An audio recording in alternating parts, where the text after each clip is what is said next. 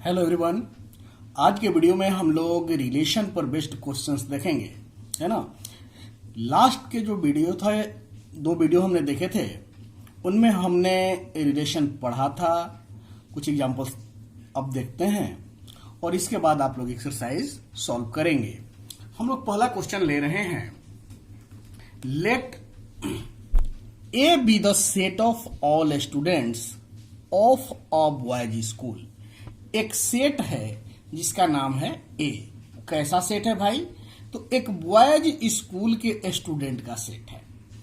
So that the relation R in A, एक relation are है इस सेट ए पर डिफाइंड। तो हमको शो करना है। क्या करता हूं, बात की बात है, पहले ये देख ले क्या दिया, क्या गया है। R is equal to A B such that A is sister of B. ये रिलेशन आपको गिवन है और आपको शो करना है कि यह रिलेशन एक इम्पटी रिलेशन है, इज द इम्पटी रिलेशन। उसके बाद एक और रिलेशन दिया गया है जिसका नाम है आर डैश, और R dash is equal to है ए बी, और एक ऐसे भी से रिलेटेड है। तो the difference between heights of A and B is less than 3 metre. यदि ए और बी के हाइट का डिफरेंस 3 मीटर से कम है तो ए बी से रिलेटेड होगा। ऐसी कंडीशन में आपको यह दिखाना है कि यह आर डैश जो है वह एक यूनिवर्सल रिलेशन है। मैं समझता हूं कि क्वेश्चन आप लोगों को समझ में आया होगा, फिर भी हम लोग इसको समझने का प्रयास करते हैं। सबसे पहले इस क्वेश्चन में क्या करेंगे, क्या गिवन है, क्या दिया गया है, लिखेंगे सॉल्यूशन। गिवन क्या है भाई? ए दिया गया है एक सेट। कैसा सेट है? तो set of all students of a boys school. Set of all students of a boys school, एक बॉयज स्कूल के सभी स्टूडेंट का सेट है ए। और रिलेशन दिए गए हैं क्या क्या, देखिए। R is equal to A B. A कैसे बी से रिलेटेड है? तो A is sister of B, A B की सिस्टर है। आर डैश जो है वो कैसे दिया गया है भाई? A B such that the difference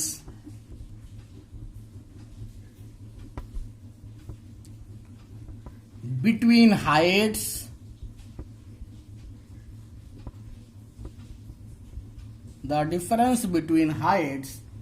of A and B is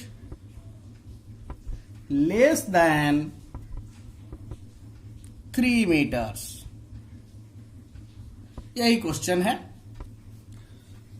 अब आपको प्रूफ करना है कि आर है एक इम्पटी रिलेशन और आर डैश एक यूनिवर्सल रिलेशन है। देखिए, रिलेशन फंक्शन के क्वेश्चन को सॉल्व करने के लिए थोड़ा सा आपको लॉजिकल होना पड़ेगा। सबसे पहली बात, आपको क्वेश्चन समझ में आना चाहिए। क्वेश्चन समझ में आने के बाद आपको उसका लॉजिक सोचना होगा, और लॉजिक आपने सोच लिया तो उसको लिखना होगा। ये 3 स्टेप में क्वेश्चन बनेंगे। पहला काम क्वेश्चन को समझना, दूसरा उस क्वेश्चन के सॉल्यूशन के लिए लॉजिक ढूंढना, और तीसरा उस लॉजिक को एक्सप्रेस करना, यानी कि लिख देना। ठीक है, चलिए अब हम इसी क्वेश्चन में देखते हैं। कह रहा है कि यह जो आपका रिलेशन आर है वो क्या है, आपको दिखाना है कि इम्पटी रिलेशन है। अब समझिएगा, अब कोई बॉयज स्कूल है ना, क्या है, कोई बॉयज स्कूल है। तो क्या किसी बॉयज स्कूल में कोई स्टूडेंट किसी का सिस्टर हो सकता है? जब बॉयज स्कूल है तो वहां सीधी सी बात है कि कोई गर्ल्स नहीं है। जब गर्ल्स नहीं है तो कोई भी स्टूडेंट किसी भी स्टूडेंट की सिस्टर नहीं हो सकती। इसका मतलब क्या कि कोई भी एलिमेंट, इसका सेट ए का कोई भी एलिमेंट किसी और एलिमेंट से रिलेटेड नहीं हो सकता। यानी R इज इक्वल टू क्या हो जाएगा, 5 हो जाएगा। इसलिए R क्या होगा, एक इम्प्टी रिलेशन होगा। पहले हम इसको लिखते हैं, उसके बाद हम R डैश की बात करेंगे।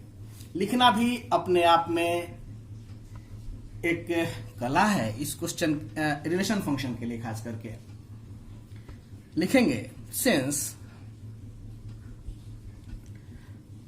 The school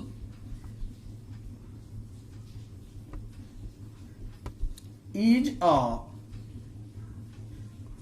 boys school, therefore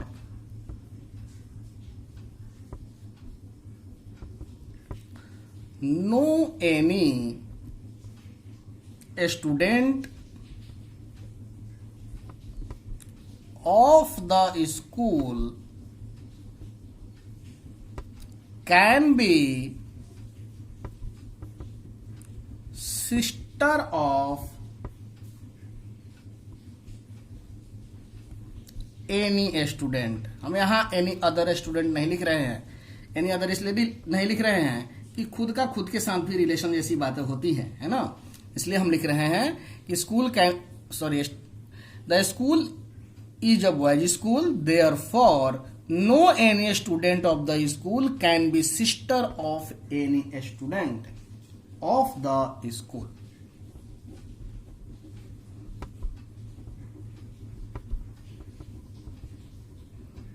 इसका मतलब क्या हुआ, that is no any student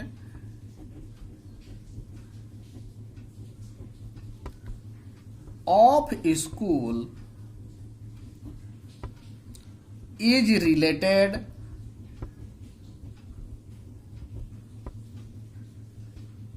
to any student of the school। यानी कोई भी स्टूडेंट किसी भी स्टूडेंट से रिलेटेड नहीं है। इसका मतलब क्या, 10 R is equal to 5। Hence R is an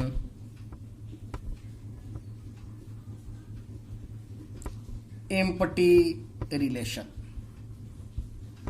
अब हम लोग क्वेश्चन के दूसरे पार्ट में आते हैं। क्वेश्चन का दूसरा पार्ट क्या कह रहा है, R डैश की बात करनी है। देखिएगा ध्यान से, R डैश क्या कह रहा है कि A B से कब रिलेटेड है, जब इनके हाइट का डिफरेंस 3 मीटर से कम हो। अब मुझे बताइए कि दुनिया में हालांकि यहां स्कूल की बात करनी है, एक स्कूल में कोई भी 2 स्टूडेंट को आप ले लीजिएगा तो क्या उनके हाइट का अंतर हमेशा 3 मीटर से कम नहीं आएगा?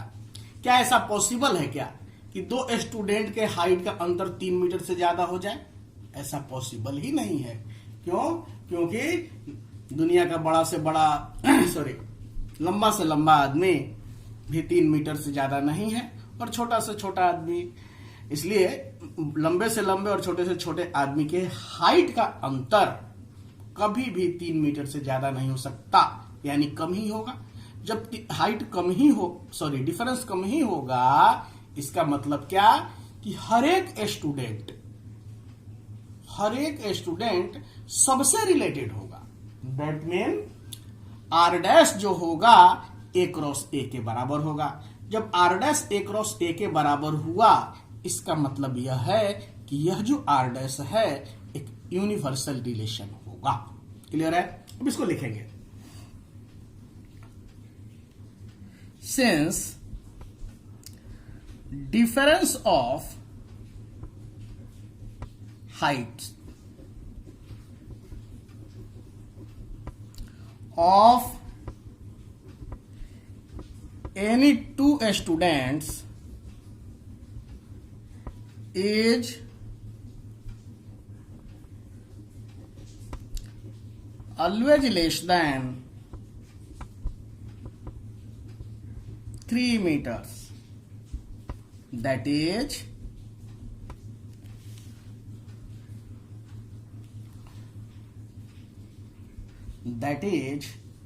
all student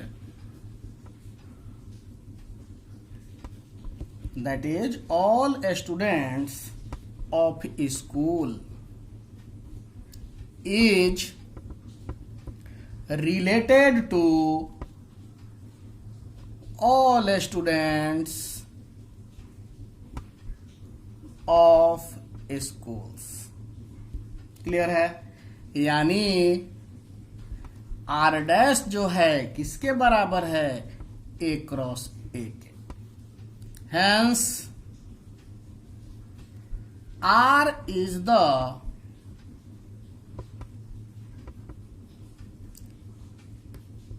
universal relation. मैं समझता हूं कि सबको समझ में आया होगा. अब हम लोग अगले क्वेश्चन पर आते हैं. अगला क्वेश्चन है, नोट डाउन करते हैं पहले.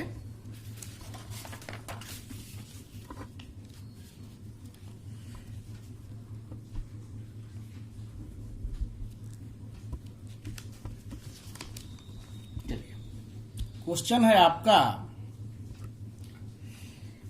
Late T, capital T, be the set of all triangles in a plane with R is equal to T1 T2 such that T1 is congruent to T2 so that R is an equivalence relation. Clear है? देखिए question क्या कह रहा है. कह रहा है कि T जो है एक प्लेन के ट्रायंगल्स का सेट है. ठीक है.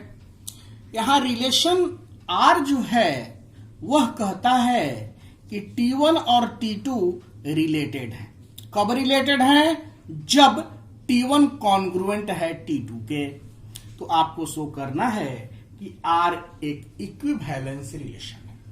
सबसे पहले हम लोग क्या करेंगे, दिए गए क्वेश्चन में जो जो गिवन है उसको नोट डाउन करेंगे. क्या गिवन है भाई? तो गिवन है एक सेट है T. कैसा सेट है? तो set of all triangles in a plane. ठीक है. इस सेट पर एक रिलेशन डिफाइन है जिसका नाम है R, और R में यानी T1 और T2 रिलेटेड है R के तहत. कैसे? जब T1 कॉन्ग्रुएंट है यानी T1 is congruent to T2. मैं समझता हूं कि कॉन्ग्रुएंसी की जानकारी सबको होगी. दो ट्रायंगल कॉन्ग्रुएंट कब होते हैं? जब उनके शेप और साइज दोनों सेम हो. ठीक है. अब हमें दिखा देना है कि यह जो रिलेशन है इक्विवेलेंस रिलेशन है. तो हम बारी बारी से शुरुआत करेंगे. पहले रिफ्लेक्सिव देखेंगे. दिखाना पड़ेगा आपको कि यह गिवन रिलेशन रिफ्लेक्सिव है, फिर सिमेट्रिक है, फिर ट्रांजिटिव है. यदि ये तीनों है तो फिर हम कह सकते हैं कि R एक इक्विवेलेंस रिलेशन है. अब समझिएगा बात. हर एक ट्रायंगल खुद के कॉन्ग्रुएंट तो होगा ही ना। खुद से जब हम तुलना करेंगे तो उसका शेप और साइज तो बराबर होगा ही, यानी हर एक ट्रायंगल खुद के कॉन्ग्रुएंट हुआ, इसलिए हर एक ट्रायंगल खुद से रिलेटेड है। बात समझ में आई होगी सबको। कैसे लिखेंगे भाई? सिंस each triangle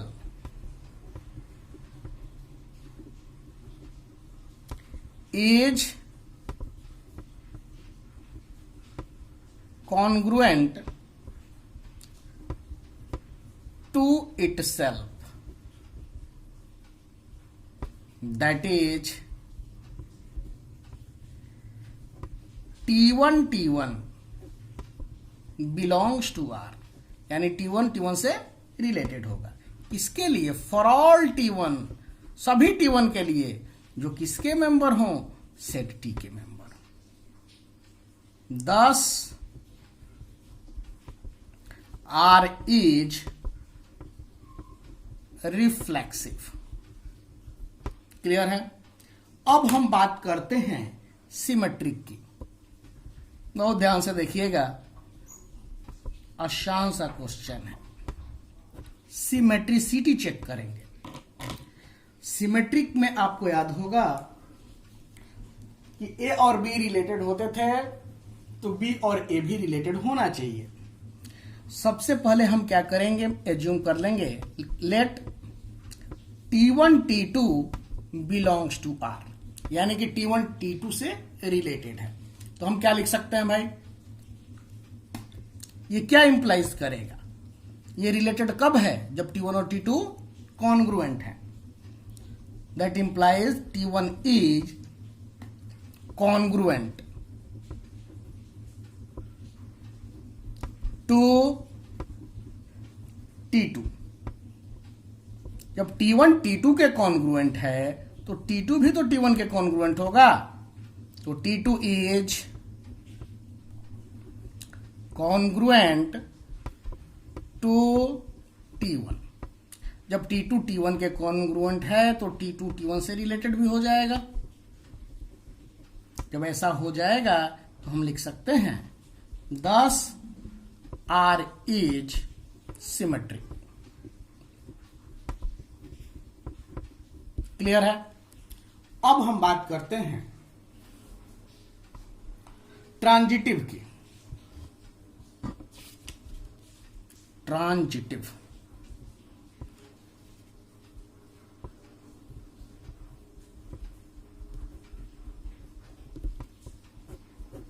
देखिए, late T1 T2 belongs to R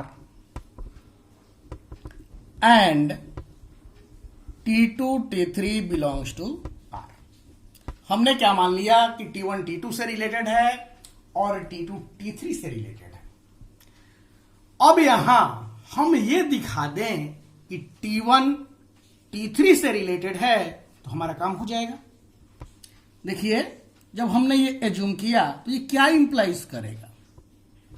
कोई इंप्लाइज करेगा कि T1 is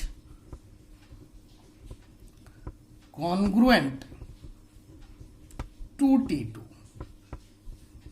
and T2 is congruent to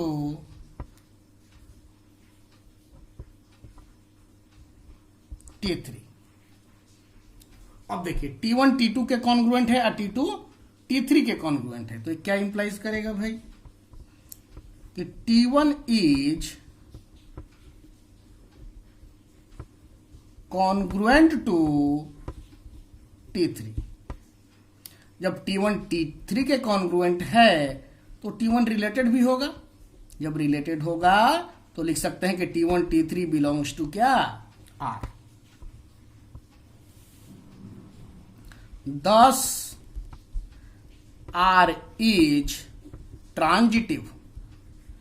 हमने क्या देखा?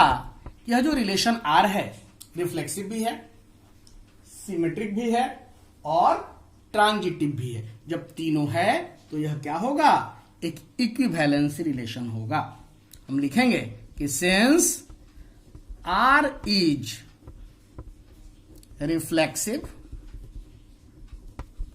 Symmetric and transitive, hence R is an equivalence relation। Clear है? मैं समझता हूं कि सबको समझ में आया होगा, कोई टफ क्वेश्चन नहीं था, बस लिखना सीखना होगा। होता क्या है कि बहुत लोग लॉजिक सोच लेते हैं लेकिन लिख नहीं पाते हैं, तो आपको इन चीजों पे ध्यान देना पड़ेगा। ठीक है, अब हम लोग आगे बढ़ते हैं और एक अगला क्वेश्चन लेते हैं। अगला क्वेश्चन है, क्वेश्चन हम पहले से नहीं लिख रहे हैं, आपके सामने इसलिए लिख रहे हैं ताकि क्वेश्चन को डिक्टेट करने में आपको प्रॉब्लम ना हो। देखिए क्वेश्चन है कि let capital L be the set of all lines in a plane and capital R be the relation in L।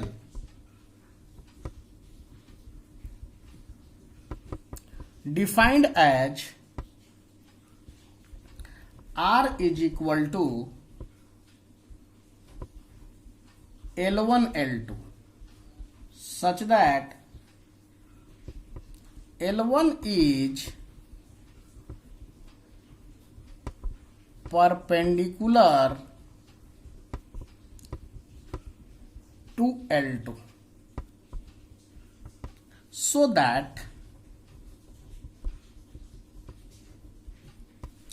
R is symmetric but neither reflexive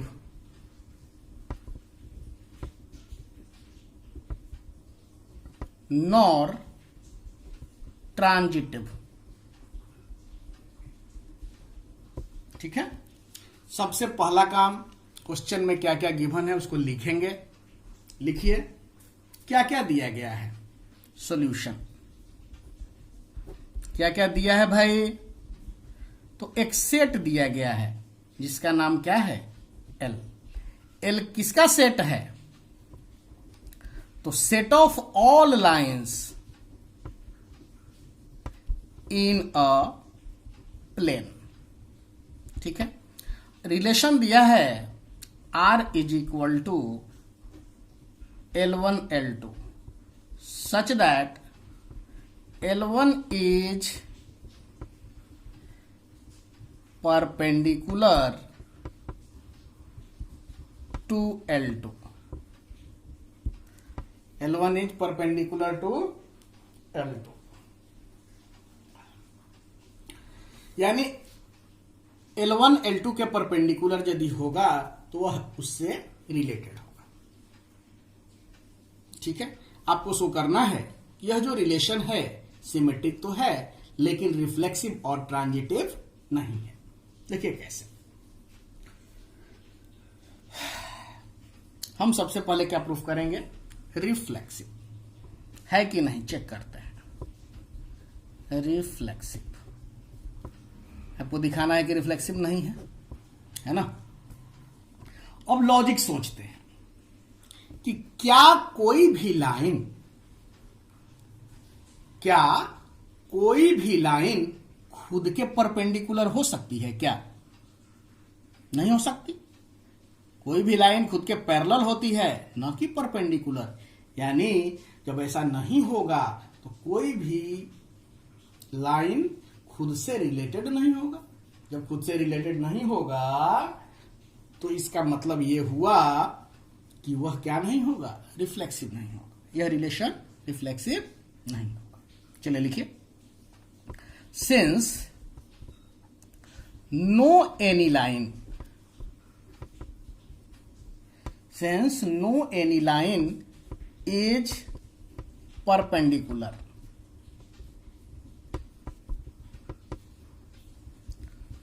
to itself,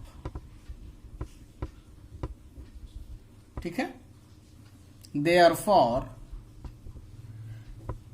L1 कोई line है तो वह खुद से related नहीं होगा, इसलिए L1 does not belongs to R।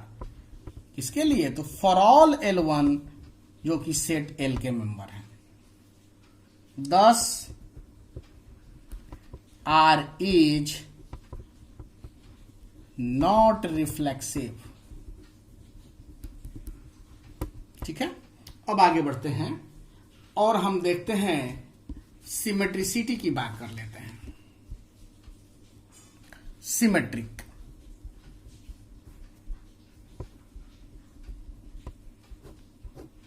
देखिए सिमेट्रिक में आपको पता है कि L1 L2 से रिलेटेड है तो L2 भी L1 से रिलेटेड होना चाहिए। यदि ऐसा होगा तो वह सिमेट्रिक होगा, अदरवाइज नहीं होगा। तो सबसे पहले हम करते हैं, मान लेते हैं कि लेट L1 रिलेटेड है L2 से, यानी L1 L2 बिलोंग्स टू क्या? R। सभी L1 L2 के लिए जो कि L के मेंबर हैं, for all L1 L2 belongs to set L।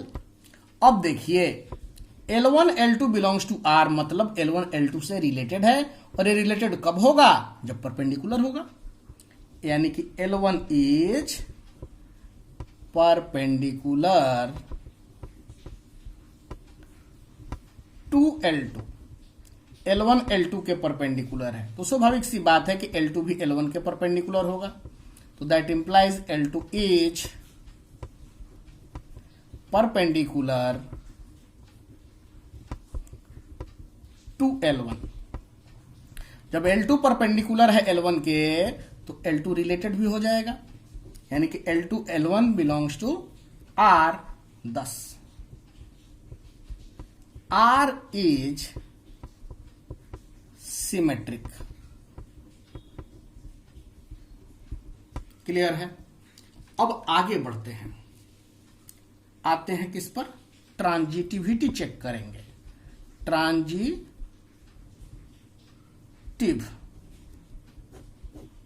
ठीक है, हम मान लेते हैं कि L1 L2 से रिलेटेड है और L2 L3 से रिलेटेड है। यदि ऐसा होगा तो हमें प्रूफ करना होगा कि L1 L3 से रिलेटेड है। यदि ऐसा हो जाएगा, ऐसा हम प्रूफ कर पाए तो यह रिलेशन ट्रांजिटिव हो जाएगा, अदरवाइज नहीं होगा।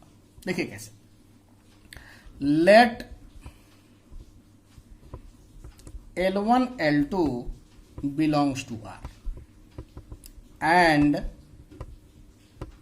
L2 L3 belongs to R for all L1 L2 L3 belongs to L। क्या इंप्लाइज करेगा भाई? दैट इंप्लाइज L1 परपेंडिकुलर हुआ L2 के, एंड L2 किसके परपेंडिकुलर? L3 के। अब देखिए भाई, L1 L2 के परपेंडिकुलर है, L2 L3 के परपेंडिकुलर है, तो स्वाभाविक सी बात है कि L1 जो है L3 के परपेंडिकुलर नहीं होगा। नहीं समझ में आ रहा है तो यहां देख लीजिए, जैसे मान लीजिए कि ये L1 है, ये L2 है और इसके परपेंडिकुलर L3 है मान लो, तो क्या L1 और L3 परपेंडिकुलर है? नहीं है ना, इस बात को समझिएगा यहां, ठीक है। L1 perpendicular L2, L2 perpendicular L3, तो यह इंप्लाइज करेगा कि L1 is not perpendicular to L3।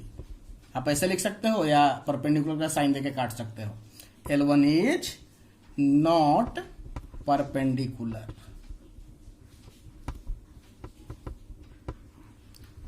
To L3, that implies L1 L3 does not belongs to R। thus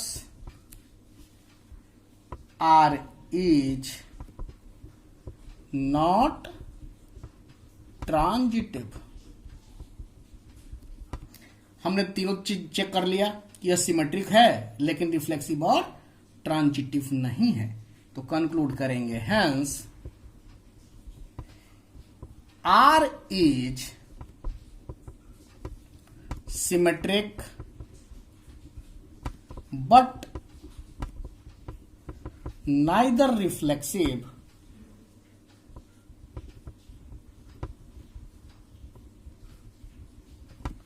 nor transitive। Clear है?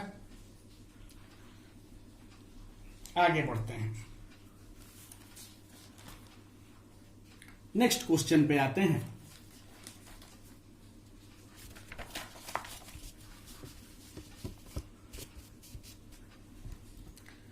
चलिए क्वेश्चन लिखते हैं पहले। So that the relation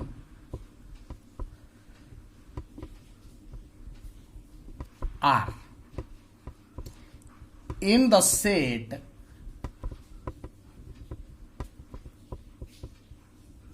one two three, एक सेट लेना है जिसके मेंबर है 1 2 3, गिवन बाई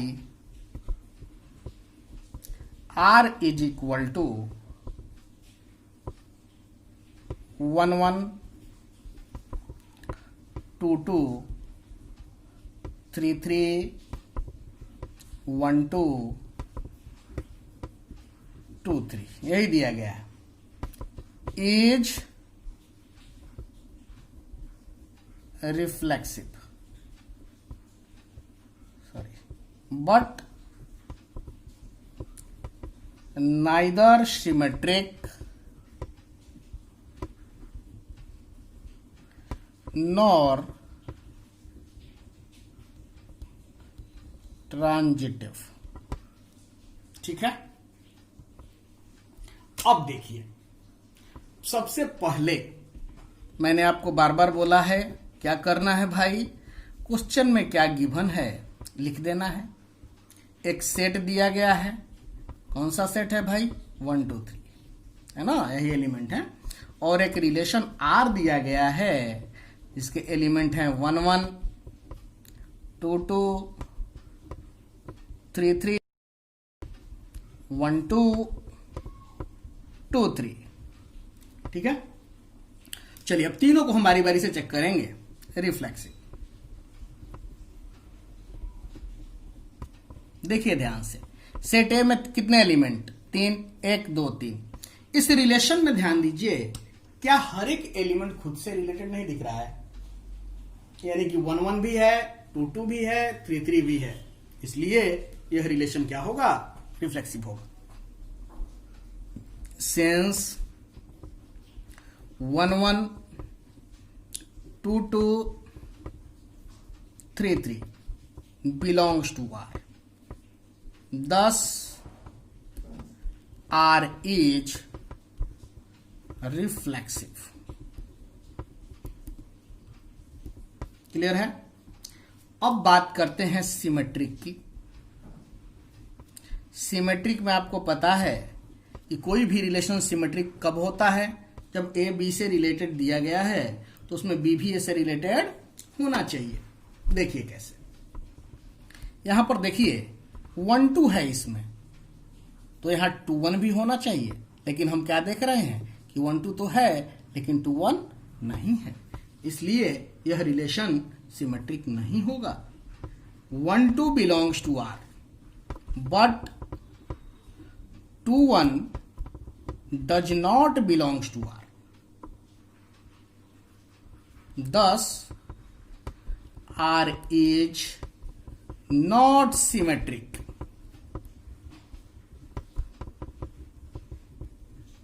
अब बात करेंगे ट्रांजिटिव की। ट्रांजिटिव, देखिए ट्रांजिटिव की हम बात कर रहे हैं। यहां एक चीज ध्यान दीजिएगा कि इस रिलेशन में 1 2 है, 2 3 है, यानी कि ए बी बी सी तो ऐसे भी होना चाहिए। 1 2 है, 2 3 है, लेकिन 1 3 नहीं है, इसलिए ट्रांजिटिव नहीं होगा। Since 1 2 belongs to R and 2 3 belongs to R, but 1 3 does not belongs to R. Thus R is not transitive. ठीक है, कंक्लूड कर देते हैं। Hence R is reflexive, but neither symmetric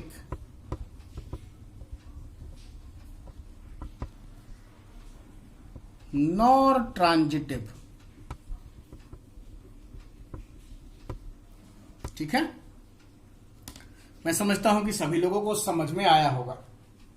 अब हम लोग अगले क्वेश्चन पर आते हैं। अगला क्वेश्चन है, so that the relation are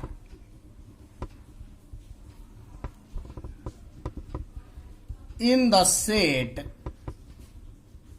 Z of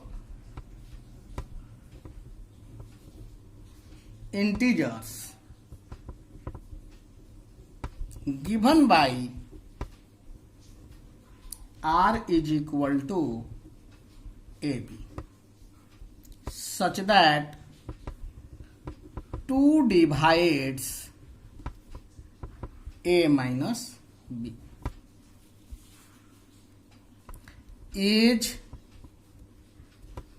an equivalence relation. ठीक है, हमको शो करना है कि यह रिलेशन क्या है, इक्विवेलेंस रिलेशन है। देखिए कैसे, सबसे पहले क्या करेंगे, जो गिवन है उसको लिखेंगे। सॉल्यूशन में क्या कर देना है भाई, जो जो दिया गया है लिखना है। देखिए, so that the relation R in the set क्या, जेड। तो सेट क्या है, जेड है। जेड मतलब सेट ऑफ इंटीजर्स। और आर क्या गिवन है, ए बी होगा इसमें, यानी ए बी से रिलेटेड होगा। कब, जब 2 इसको डिवाइड करेगा, यानी 2 divides A minus B. A minus B को जब 2 डिवाइड करेगा तो ए बी से रिलेटेड होगा। अब आपसे कहा है कि आप दिखाइए कि यह एक इक्विवेलेंस रिलेशन है, तो आपको बारी बारी से सब कुछ दिखाना पड़ेगा। यानी क्या, रिफ्लेक्सिव है कि नहीं है, सिमेट्रिक है कि नहीं है, ट्रांजिटिव है कि नहीं, सारी चीजें दिखानी पड़ेंगी, तीनों की तीनों चीजें। क्लियर है? चलिए आगे बढ़ते हैं।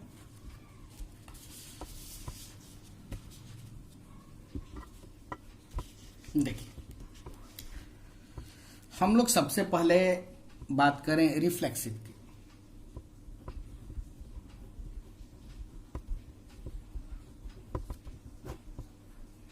ठीक है, अब देखिए तो कोई भी एलिमेंट खुद से रिलेटेड होगा क्या? जैसे ए में से ए को घटाएंगे, क्या आएगा, 0। और 0 में हम तो 2 से डिवाइड कर ही सकते हैं ना, 0/2 यानी 0। इसके चलते हर एक एलिमेंट खुद से रिलेटेड होगा। इसको लिखना है, कैसे लिखेंगे?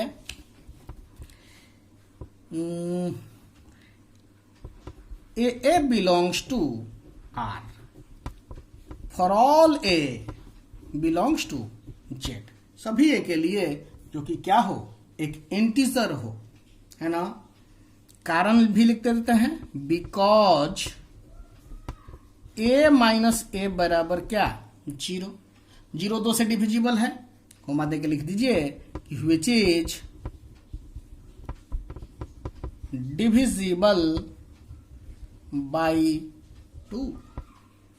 Thus R is reflexive. Clear है? आर क्या है? रिफ्लेक्सिव। अब अगले पे बढ़ते हैं, सिमेट्रिक। अब हम लोग क्या चेक करेंगे? सिमेट्रिसिटी। देखिए कैसे। सिमेट्रिक, बहुत लोग इसे साइमेट्रिक भी कहते हैं। खैर, अब हम क्या करें, मान लेते हैं let A B belongs to R. किसके लिए? फॉर ऑल ए बी जो कि जेड के मेंबर है। अब देखिए, A B belongs to R है, इसका मतलब कि जो 2 है ए माइनस बी को डिवाइड करेगा। 2 डिवाइड्स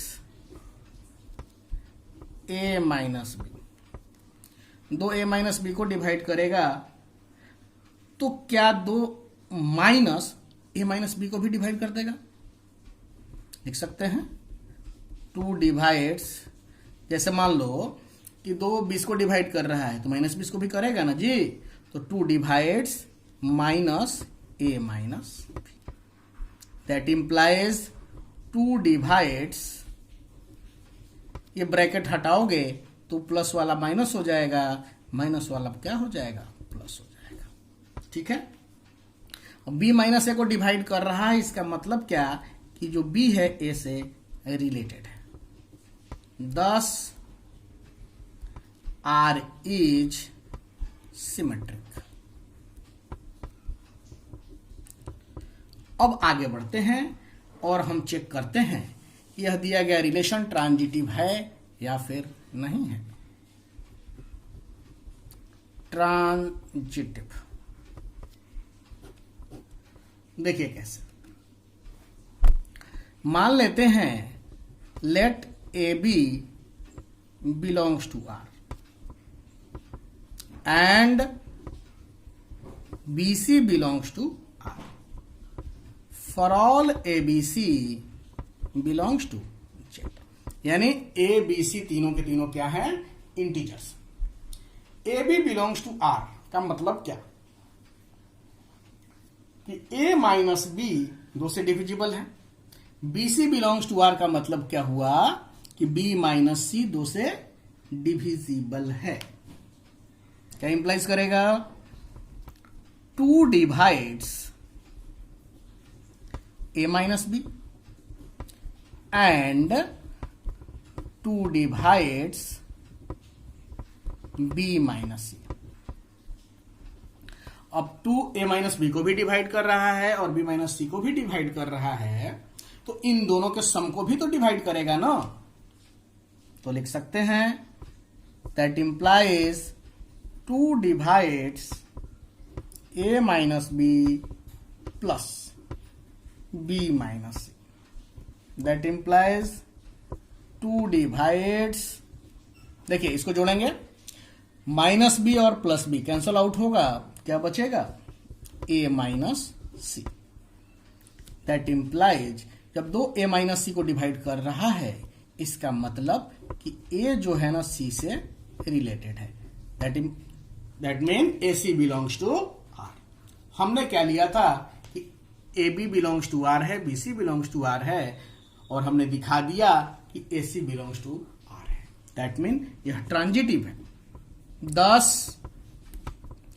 R is ट्रांजिटिव। अब हमने क्या देखा? तीनों है ये। सिंस लिख देते हैं R is reflexive, symmetric and transitive relation. Hence, R is an equivalence relation. जब यह तीनों है रिफ्लेक्सिव, सिमेट्रिक और ट्रांजिटिव, तो यह क्या होगा? इक्विवेलेंस रिलेशन होगा। ठीक है। अब हम लोग आगे बढ़ते हैं और आखिरी क्वेश्चन पे आते हैं। थोड़ा सा लेंदी क्वेश्चन है, डरना नहीं है। पहले क्वेश्चन लिखते हैं।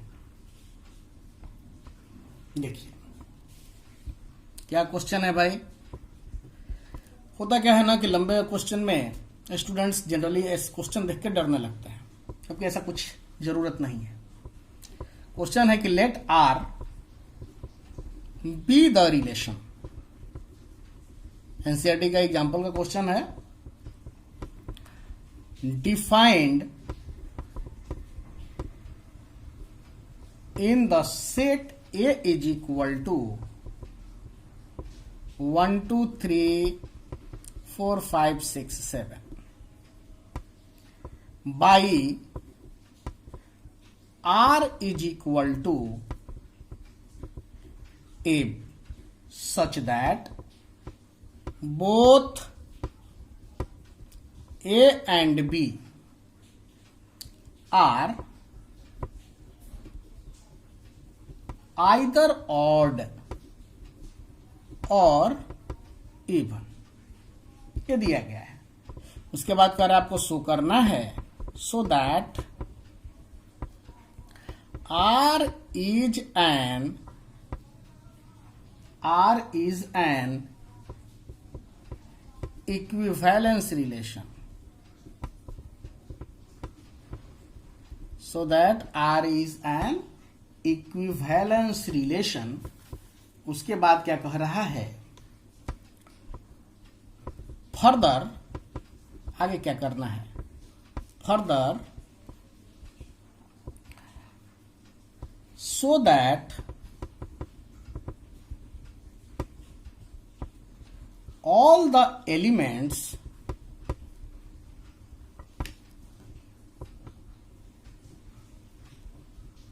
all the elements of the subset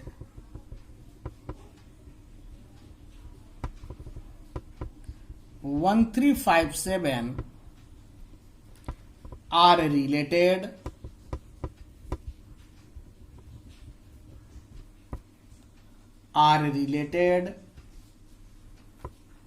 further so that all the elements of the subset 1357 are related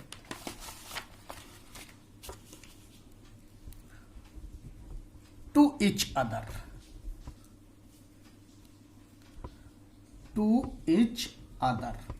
and all the elements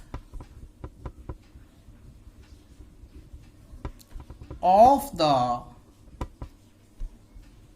subset 246 are related to each other, but no element of the subset 1357 is related to any element of the subset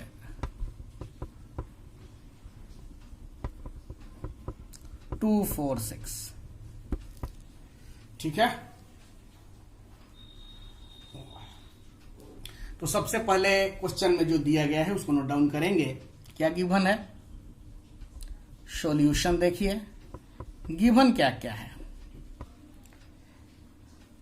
set दिया है A is equal to क्या भाई 1 2 3 4 5 6 7, यही given है।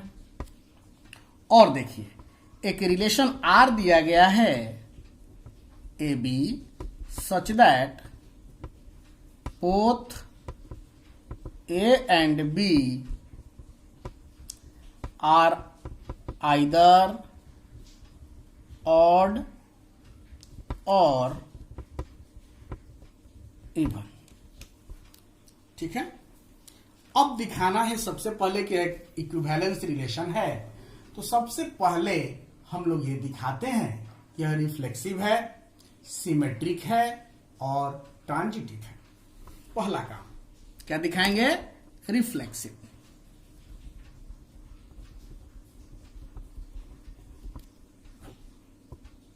ठीक है, देखिए कह रहा है कि हर एक एलिमेंट खुद से रिलेटेड होगा। क्यों? क्योंकि वह या तो ऑड होगा या तो इवन होगा। तो हम यहां लिख देंगे कि ए बिलोंग्स टू आर। ए है क्या? फॉर ऑल ए, सभी ए के लिए जो कि सेट ए के मेंबर है। क्यों रिलेटेड होंगे? उसका रीजन लिखेंगे बिकॉज बोथ ए एंड ए, ये वाला A and A must be either odd और even, thus R is reflexive। मैं समझता हूं सबको क्लियर होगा। आगे बढ़ते हैं और इसी में बात करते हैं सिमेट्रिक की। सिमेट्रिक, देखिए सबसे पहला काम हम मान लेते हैं कि let A B belongs to क्या? आर। ठीक है, ए बी आर में है, इसका मतलब कि ए और बी दोनों के दोनों या तो ऑड है या दोनों के दोनों या तो इवन है। क्या इंप्लाइज करेगा भाई? कि both A and B must be either odd और इवन। अब बताइए कि ए बी जो है या तो ऑड है या तो इवन है, तो क्या हम लोग इसको ऐसे नहीं लिख सकते कि both B and A must be either odd और इवन? जब ऐसा लिख सकते हैं तो हम लिख सकते हैं कि बी ए बिलोंग्स टू क्या? आर। जब ऐसा हो गया तो कंक्लूड कर देंगे कि thus R is symmetric। Clear है? अब चलिए, अब हमें दिखाना है कि R क्या है? ट्रांजिटिव है। ठीक है ना? ट्रांजिटिव।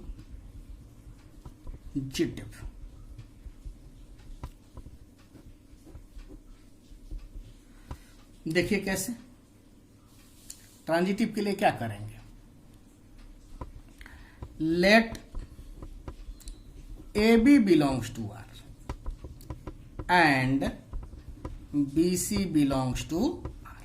हमने ये मान लिया। इसका मतलब क्या हुआ कि ए और बी या तो ऑड होंगे या दोनों के दोनों इवन होंगे। उसी तरह से बी और सी की बात करें तो दोनों के दोनों ऑड होंगे या फिर दोनों के दोनों इवन होंगे।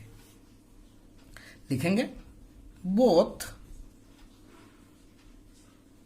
ए एंड बी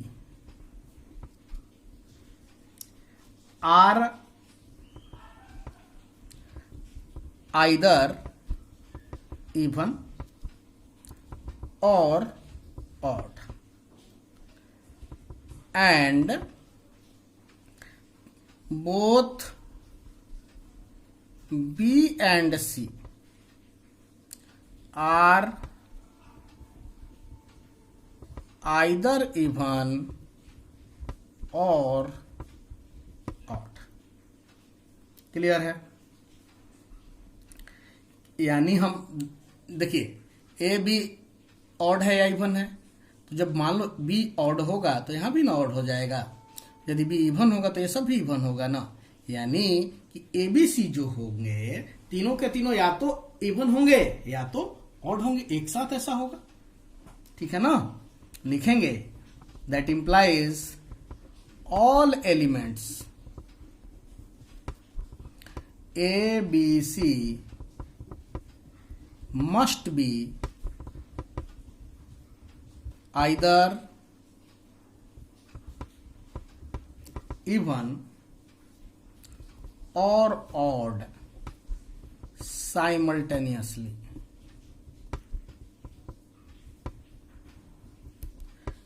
ठीक है, क्या इंप्लाइज करेगा ये कि बोथ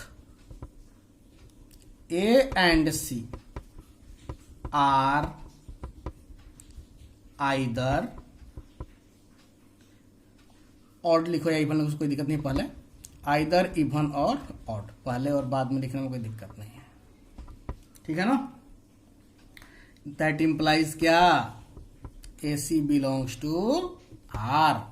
हमने क्या देखा, A B belongs to R, B C belongs to R लेके चले थे और A C belongs to R आ गया। इसका मतलब क्या हुआ कि आर जो है ट्रांजिटिव है।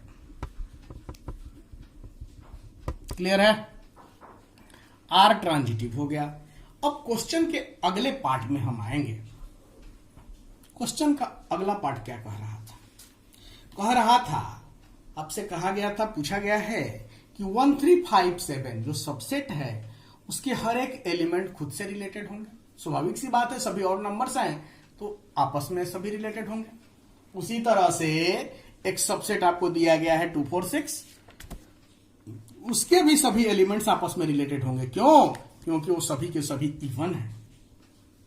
इस क्वेश्चन का अगला पार्ट यही कह रहा था, हम लिखेंगे आगे। Further all the elements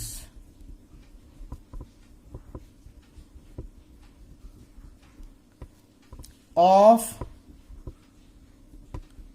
1357 are related to each other because all the elements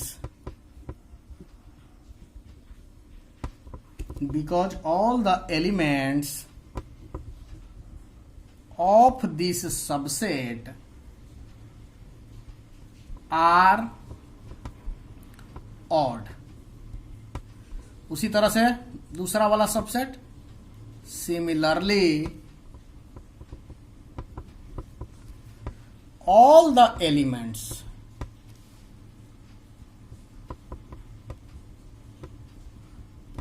of